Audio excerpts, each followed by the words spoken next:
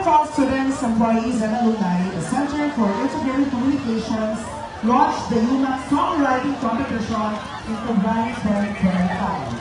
The competition invites original compositions with lyrics in full English, Filipino, or a combination, provided they do not contain offensive, explicit, or inappropriate language or words with registered trademarks or brand names.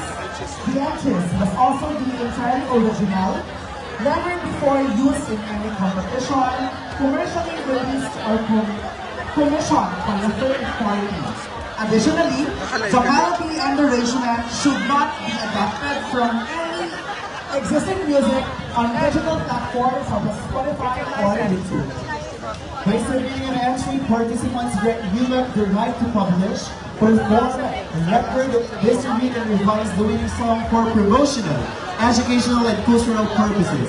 UMass retains sole worldwide rights to modify, rearrange, or improve the composition without further compensation or notice. Entrants will also assume full responsibility for any copyright infringement and will indemnify UMass against any legal consequences as their submission. As we move forward into 2025, the University of Makati also marks the full implementation of its new vision to be a premier globally recognized global university where ayan ang mga mag-perform. Eto si Michael Jackson ang si Elvis Presley. Ayan si Elvis Presley. Eto si Nanette Inventor. Eto si ayan, Michael Jackson. Gusto mo Bruno Mars. Ito si Ma'am Cynthia. Hindi ko alam eh. Sampagita. Pwede ba? Eto, paggulo.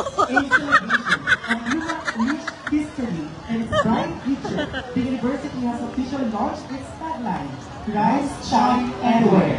This tagline embodies the spirit of the university's vision and values, capturing how UMass strives to empower its community to rise with purpose, shine with pride, and make a meaningful impact from its roots to the world. Let's welcome the UMass Dance Sport and the winner of the UMass Songwriting Competition, Mr. R.J. Solori.